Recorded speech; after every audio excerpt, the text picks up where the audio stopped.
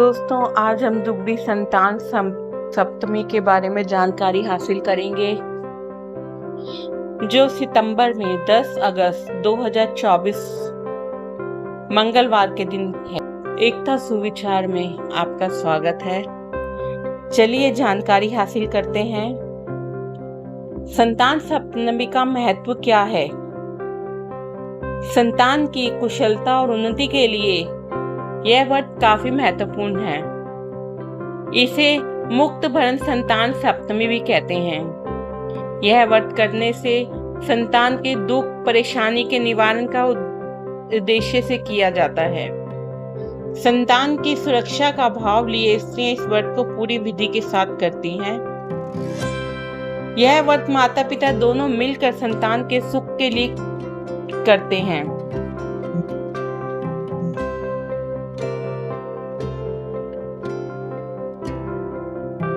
संतान सप्तमी व्रत भाद्रपद मास के शुक्ल पक्ष की सप्तमी तिथि के दिन किया जाता है। यह व्रत वैवाहिक स्त्रियों द्वारा ही किया जाता है। दुगड़ी संतान सप्तमी व्रत करने से संतान प्राप्ति, संतान सुख और संतान की रक्षा के लिए किया जाता है।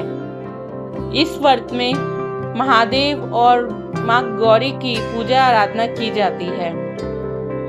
संतान सप्तमी को दुगड़ी सात्य के नाम से भी जाना जाता है। कहा जाता है कि संतान सप्तमी के दिन व्रत रखने से जिन महिलाओं को संतान नहीं है, उन्हें भगवान शंकर और माता पार्वती का आशीर्वाद से गणेश जैसी तेजस्वी संतान की प्राप्ति भी होती है। चलिए संतान सप्तमी की विधि के बारे में जानते हैं। पूजा में लकड़ी के चौकोर चौकी पर चित्र के अनुसार कुछ बच्चों की मूर्तियां, मटके और औरत का चित्र मिट्टी से बना लें।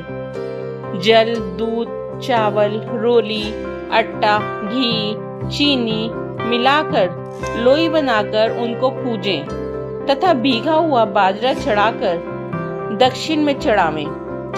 मीठे बाजरे का बायना निकालकर सासू जी के चरण स्पर्श करके दे दें। ब्राह्मणों को मिष्ठान और दान दक्षिणों से संतुष्ट करें। इस दिन से एक दिन से पूर्व शाम के बेला में बनाया जाता है। भोग लगाकर वहीं ग्रहण करें। यदि इसी वर्ष किसी बालक का विवाह संपन्न हुआ हो तो वह सप्तमी का उद्यापन करे। उद्यापन में मीठे बाजरे की 13 कुड़ी एक थाली में लेकर तथा 1 रुपया और 1 साड़ी रखकर हाथ फेरकर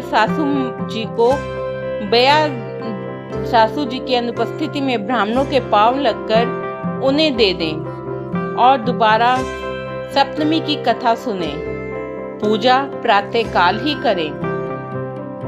संतान सप्तमी की कथा जो इस प्रकार है। एक साहूकार था, उसके 7 बेटे थे। बेटों के विवाह के फेरों के पूरा होने से पहले ही बेटे मर जाते थे। इस प्रकार 6 बेटे मर गए। डरते डरते साहूकार ने 7वें बेटे का विवाह मांडा। सब बहन बेटियों को बुलाया। सबसे बड़ी बुआ पीहर आते समय मार्ग में एक कुम्हार के यहाँ रुकी। उसका मन बुझा हुआ था, कोई खुशी नहीं थी। कुम्हार ढाकनी घड़ रहा था। बुआ ने पूछा, तू क्या कर रहा है?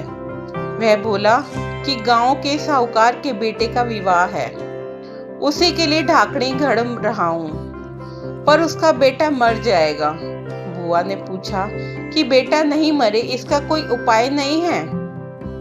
कुम्हार ने बताया कि यदि बीन की कोई बुआ दुबड़ी सात का व्रत करे, ठंडा खाए, कांटा फांसे, बीन के सारे नेग उल्टे कर गालियां देती रहे, फेरे के समय कच्चा दूध और तान का फंदा लगाकर बैठ जाए, आधे फेरे होने के बाद एक सांप बीन को डसने आएगा, तब उसके सामने कच्चे दूध का करवा रख दे। जब सांप दूध पीने लगे तो उसे तांत के फंदे में फंसा ले। जब सरपनी उसे छुड़ाने के लिए आए तब बुआ उससे वचन ले कि तू मेरे सब भतीजों को जिंदा कर, उनको बहुएं दे, तो ही मैं तेरे पति सांप को छोड़ूंगी। सारी बातें सुनकर बुआ वहां से रवाना होकर पीहर में अपने घर में गालियां देती हुई घुसी। सब उसके इस व्यवहार से अचंभित रह गए, पर कोई कुछ नहीं बोला। आखिर बुआ जो ठहरी, सारे नेक उल्टे करती गई। घर की अन्य औरतें कुछ बोलती तो भी ध्यान नहीं देती। जिद करके बारात भी पिछले दरवाजे से निकलवाई। उसी समय सामने का द्वार टूटकर गिर गया।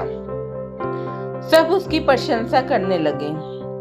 अब तो जैसा वह कह रही थी वैसे ही सब मान रहे थे। फिर जिद करके बारात में शामिल हो गई। साहूकार फिर नाराज ही था। उसने कहा, ये जाएगी तो मैं नहीं जाऊंगा। वैसे भी मैं जाता हूं तो मेरे बेटे मर जाते हैं। वो नहीं गया। बारात को रास्ते में बरगद के पेड़ की छाया में से निकालने लगे तो गालियां देते हुए उसने बारात को धूप में से ही निकालने की जिद की। उसकी जिद के चलते जब बारात को धूप में से निकालने लगे तभी एक बहुत बड़ी डाल टूटकर गिर गई। सब फिर से बुआ जी की प्रशंसा करने लगे। फिर दूल्हे की बुआ की जिद के कारण दुल्हन के घर के पिछले द्वार से अंदर ले जाने लगे। तभी आगे का दरवाजा टूटकर गिर गया। फिर वह गालियां देती हुई फेरे में भी बैठ गई। जब सांप आया तो उसने उसे फंदे में फंसा लिया। जब सरपनी उसे छुड़ाने आई तो बुआ बोली, हे सरपनी, मैं तेरे पति को तभी छोड़ूंगी जब तू मेरे सारे भतीजों को जीवित कर देगी, उनको बहुएं भी दे देगी। तू मुझे वचन दे। सरपनी बोली, मैं तुझे वचन देती हूँ, ऐसा ही होगा। बुआ ने सांप को छोड़ दिया। धूमधाम से विवाह संपन्न हुआ। सब बुआ जी से खुश हो गए। जब बारात लौटने लगी तो रास्ते में दुबड़ी साथ एक वृद्धा के रूप में मिली। उसने भी दुबड़ी साथ की पूजा और व्रत करने के लिए कहा। बुआ ने कहा, मैं दुबड़ी साथ की पूजा कराना चाहती हूँ, व्रत कराऊंगी, पर कैसे कराऊं, समझ में नहीं आ रहा है। वृद्धा मुस्कुराते हुए वहां से चली गई। उसके जाने के बाद पूजा के बारे में सोचती हुई जब बुआ गाड़ी में से उतरी तो देखा कि वहां दुबड़ी साथ की पाटिया मंडा हुआ रखा था। पूजन सामग्री भी रखी हुई थी। ताजा धूप उगी हुई थी। पूजा करने की विधि तो उसे पता ही थी। उसने बड़े मनोयोग और श्रद्धा के साथ पूजा की। बायना निकाला, कांटा फंसाया और कथा कही। बारात गांव में पहुंच गई। जब साहूकार ने सातों बेटों को जीवित देखा तो उसे बहुत ही आश्चर्य हुआ।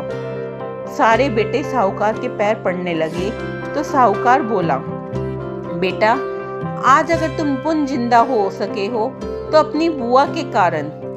ये जीवन तुम्हारी बुआ का दिया है, इसलिए सब इनके पैर पड़ो।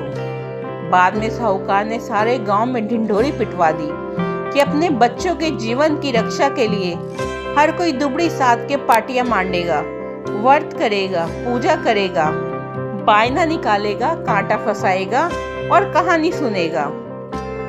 जैसे महादेव ने साहूकार का व्रत रखने का आशीर्वाद दिया, वैसे ही महादेव और माँ पार्वती सब पे अपना आशीर्वाद बनाए रखें। दोस्तों, ये कथा आपको पसंद आए तो वीडियो को लाइक और चैनल को सब्सक्राइब जरूर कीजिए और कमेंट